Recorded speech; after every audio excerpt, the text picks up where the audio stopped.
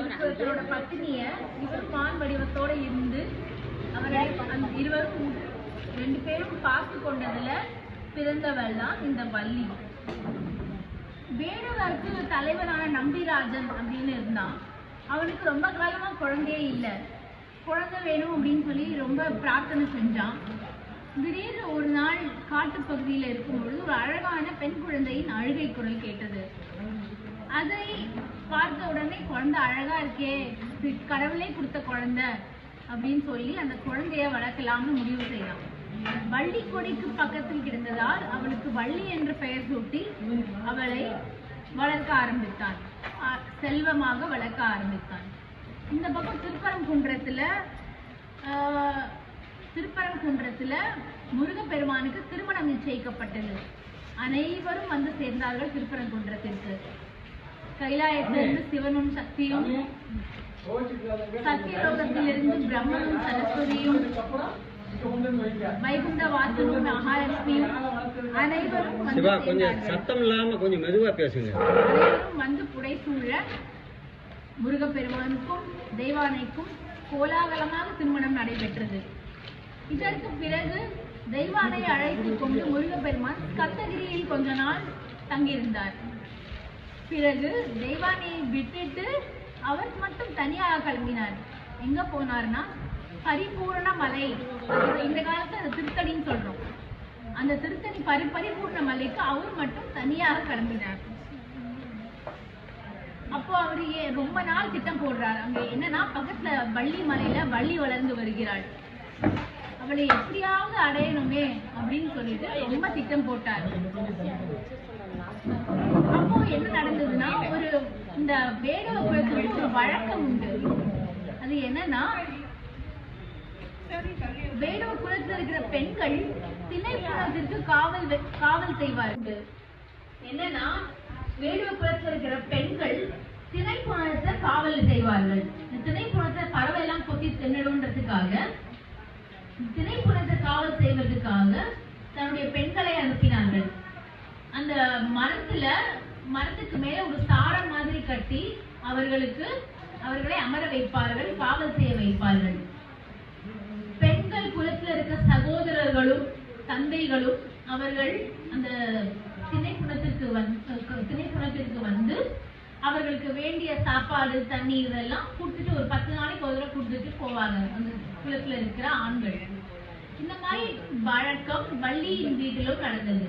வள்ளியும் தன் தோழிகளுடன் திணைப்புணத்திற்கு காவல் செய்தார்கள். அடிக்கடி நம்பிராஜனும் வந்து அவர்களுக்கு வேண்டிய திணை மாவு தண்ணீர் இவற்றை கொடுத்து விட்டு போனார். அப்போ ஒரு நாள் என்னாச்சு, முருகப்பெருமான் ஒரு வேடன் வடிவுல வந்தார். வேடன் வடிவுல வந்து வள்ளி கிட்ட பேச்சு கொடுக்க ஆரம்பிச்சார். அவனுக்கு ஒரே பயம், என்னடா ஆச்சு, இவரையே இப்படி வந்திருக்காரே, இந்த இடத்துல யாரும் வரக்கூடாது, இவர் எப்படி வந்தார் மலையில ஏறி அப்படின்னு சொல்லி அவனுக்கு ஒரு பயம். அவர் சொன்னா, நீங்க தயவு செஞ்சு இங்க வந்துடாதீங்க, இந்த இடத்துல வந்தீங்கன்னா எங்க அப்பாவோட ஆட்கள் உங்களை ஏதாவது பண்ணிடுவாங்க, நீங்க இங்க இருந்து போயிடுங்க அப்படின்னு சொல்லி சொல்றாங்க. அவரும் வேடுவ வடிவத்துல இருந்த முருகரும் அவர்கிட்ட பேச்சு கொடுக்க ஆரம்பிச்சார். ஓ அப்படியா, என்ன ஏதாவது பண்ணிடுவாங்களா அப்படின்னு சொல்லி அவரும் கேட்கிறாரு. அப்படி பேச்சு கொடுத்து கொண்டு இருக்கும்போது நம்பிராஜனும் அவரோட ஆட்களும் வந்து விட்டனர். இவளுக்கு ஒரே பயம், என்ன ஆச்சுன்னு தெரியல. திடீர்னு அவன் திரும்பி பார்க்கும்போது அங்க யாருமே இல்லை. அப்புறம் நம்பிராஜன் உடனே பார்த்துட்டு, இங்கேருந்து வேங்கை மரம் இருக்கே, இந்த மரத்தை இது வரைக்கும் நான் பார்த்ததே இல்லையே அப்படின்னு சொல்லி அவனுக்கு ஒரு சந்தேகம். உடனே இவளுக்கும் சந்தேகம், இது மாதிரி ஒரு வேங்கை மரம் இது வரைக்கும் நான் பார்த்ததே இல்லையே அப்படின்னு சொல்லிட்டு அவனுக்கும் ஒரு சந்தேகம். ஒருவேளை இந்த வேடுவன் தான் வேங்கை மரமா மாறி இருப்பானோ அப்படின்னு அவளுக்கு ஒரு சந்தேகம். ஆனா அதை உறுதியா அவளால சொல்ல முடியல. அதுக்கு அந்த ஆட்கள், இந்த மரத்தை பேசாம வெட்டிடலாமா அப்படின்னு ஆட்கள் சொன்னார்கள். வேண்டாம் வேண்டாம், இந்த மரம் அவளுக்கு பேச்சு துணையா இருக்கட்டுமே அப்படின்னு சொல்லிட்டு இதை வெட்ட வேண்டாம் அப்படின்னு சொல்லிட்டு அவர் திரும்பி போய் விடுகிறார். எவ்வளவு ஈகோ ஃப்ரெண்ட்லியா இருக்காங்க பாத்தீங்களா அந்த காலத்து மனுஷர்கள். அவர் திரும்பி போன உடனே என்ன நினைச்சாரோ தெரியலையோ, வேண்டாம் வேண்டாம் இந்த மரத்தை வெட்டிடலாம் அப்படின்னு சொல்லிட்டு திரும்ப வந்தார். திரும்ப வந்த உடனே பார்த்தா அங்க வேங்கை மரம் இல்ல. அந்த இடத்துல ஒரு வயோதிகர் இருந்தார். அந்த வயோதிகரை பார்த்து, நீ என்ன இந்த இந்த இடத்துல என்னப்பா செய்வீங்க ஐயா அப்படின்னு சொல்லிட்டு கேட்கிறார்.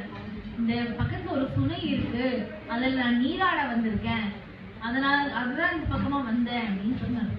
உடனே நம்பிராஜ், கவலைப்படாதீங்க, இந்த இடம் ஃபுல்லா கல்லும் முள்ளுமா இருக்கு, என் மகள் இளையவள், அவ உங்களை அழைத்து கொண்டு அந்த தண்ணீர் சுனை பக்கம் போவாள், சுனை பக்கம் உங்களை அழைத்து கொண்டு போவாள் அப்படின்னு சொல்லி நம்பிராஜன் சஜஸ்ட் பண்ணான். நம்பிராஜன் நல்லவன், அவனுக்கு இதை பத்தி இதுல எந்த ஒரு சூது இருக்கு அப்படின்றது அவனுக்கு தெரியல. அதனால இந்த மாதிரி சொல்லிட்டு நம்பிராஜன் கிளம்பி போயிட்டான்.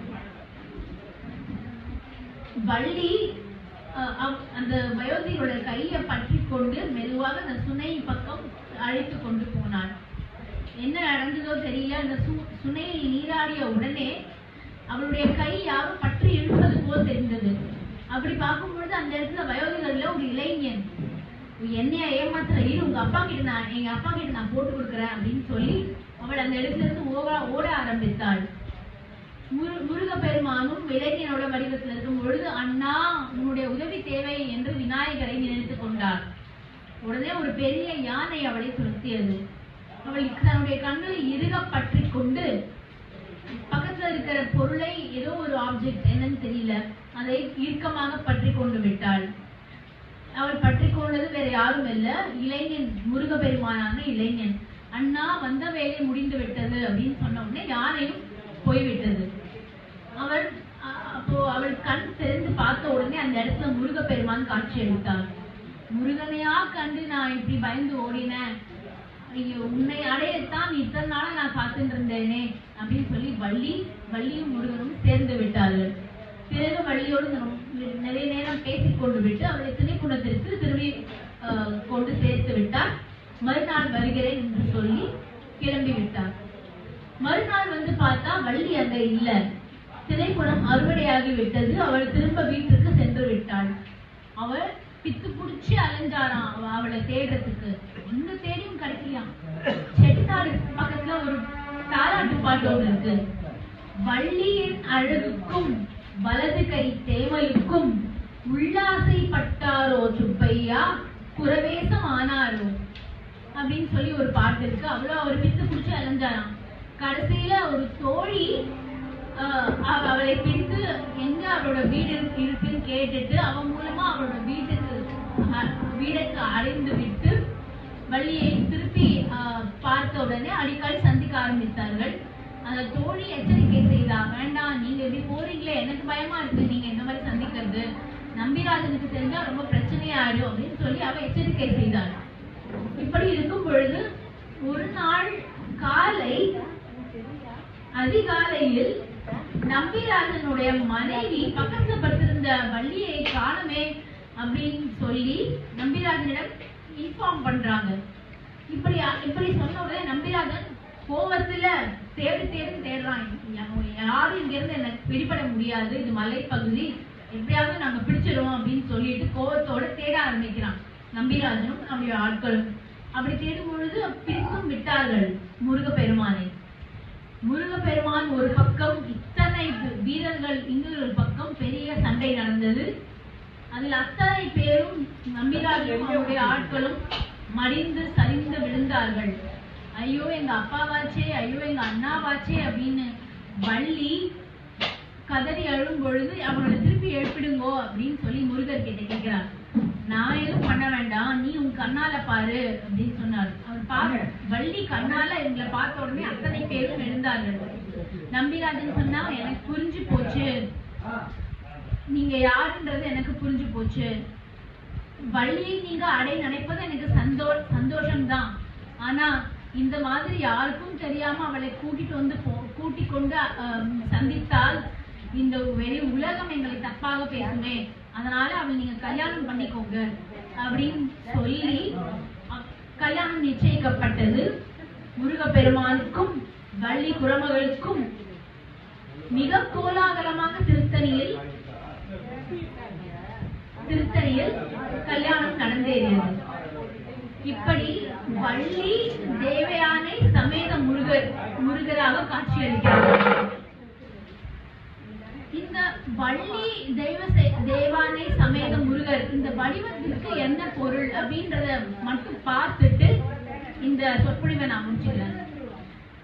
வள்ளி தெய்வானை சமேத முருகர் இதுக்கு என்ன தத்துவம்னா, இதுக்கு மேலோடியாக பார்த்தா நம்ம என்ன சொல்லலாம்னா, இவ்வாறு எந்த குலத்துல இருந்தாலும் சரி, எந்த இடத்தில் இருந்தாலும் சரி, எந்த ஜாதியாக இருந்தாலும் சரி, நாம் முருகனை வேண்டிக் கொண்டால் அவர் யாராக இருந்தாலும் அவர்களை ஆட்கொண்டு விடுவார், அவரை தம்மோடு இணைத்துக் கொள்வார் அப்படின்றது ஒரு மேலோடியான ஒரு தத்துவம். புறமகளும் சரி தேவமகளும் சரி ரெண்டு பேருமே ஒண்ணுதான் அப்படின்றது ஒரு மேலோடியான தத்துவம். இது அடிப்படையான ஒரு தாற்பயமாக நம்ம பார்க்கும் பொழுது, தெய்வானைக்கும் முருகருக்கும் நடந்தது ஒரு சிம்பிளான மேரேஜ். அவங்களுக்கு எந்த ஒரு கஷ்டமும் இல்லை. வள்ளியோட நடந்தது கொஞ்சம் கஷ்டமாக, சில பேர் சம்மதிக்காம நடந்தது, கடைசியில் நடந்தது.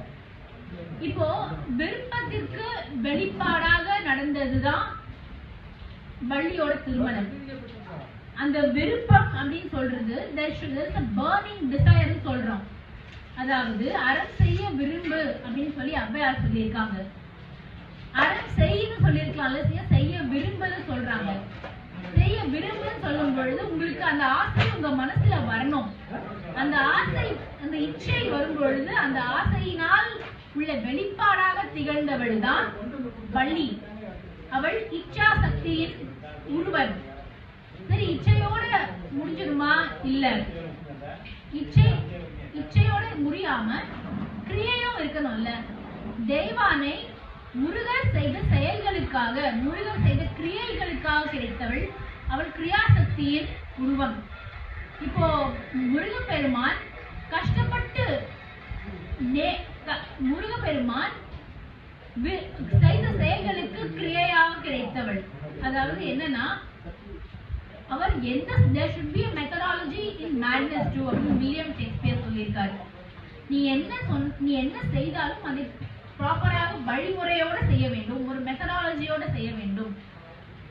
நீங்க சூரபத்மனோட போர் செய்வதை பாத்தீங்கன்னா, அவர் எந்த வேஷமும் போடல. சூரபத்மன் தான் எல்லா வேஷமும் போட்டான். அவர் அதுக்கு ஏற்ற மாதிரி சரத்தை தொடுத்தார். அந்த சரம் அதுக்கேற்ற வடிவமாக மாறி அதை டிஃபீட் பண்ணியது அப்படின்னு சொல்லலாம். அதனால ப்ராப்பரா வழிமுறைகளோட மெத்தடாலஜியோட செய்த அந்த கிரியைகளுக்காக கிடைத்தவர் தேவயானை. அவள் கிரியாசக்தியின் உருவம். சரியான இச்சையும் சரியான கிரியையும் நிகழ்ந்தால் எங்க கொண்டு போய் விடும்னா ஞானத்துல கொண்டு போய் விடும். அந்த ஞானத்தின் உருவம் தான் ஞான பண்டிதர். ஞான சக்தியின் உருவம் நம்முடைய முருகப்பெருமான். பூரணர் முருகர் அப்படின்னு சொல்றோம்ல, அவர் தான் அந்த ஞான சக்தியின் உருவம். சரியான அளவு இச்சையும் சரியான அளவு கிரியையும் சேர்ந்து நிகழ்ந்தது ஞான சக்தியின் உருவமான முருகப்பெருமான்.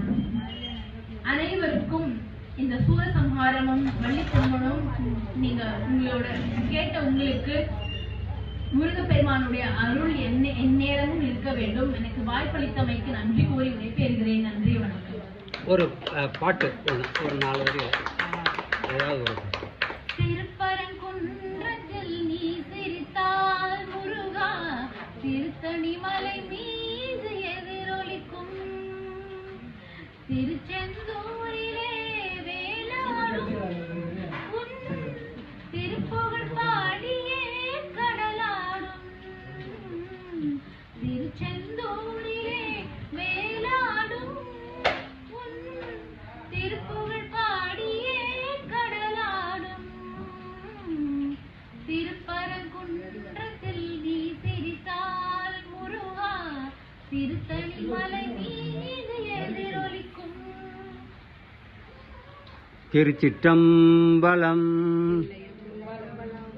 இந்த பிரீத்தி ரொம்ப அழகாக இந்த வள்ளி திருமணத்தை இங்கு நிகழ்த்தி காட்டியிருக்கிறார். எத்தனை பேர் கேட்டீங்களோ அது தெரியாது. ஏன்னா அவங்கவுங்க கச்சன்னு பேசிக்கிட்டு தான் இருந்தாங்க. ஆனால் கேட்டவங்க அதை அனுபவிச்சிருப்பாங்க. அந்த அனுபவம் தான் நம்மளுக்கு இன்றைய திருக்கல்யாணத்திற்கு ஒரு ஊக்கம் கொடுக்கும். ஆகவே எல்லோருக்கும் பிரீத்தியின் சார்பாக மனங்கலந்த நன்றியை சொல்லி இந்த அளவில் இந்த சொற்பொழிவை முடிக்கின்றோம். திருச்சிற்றம்பலம். பிரீத்திக்கு வாழ்த்துக்கள்.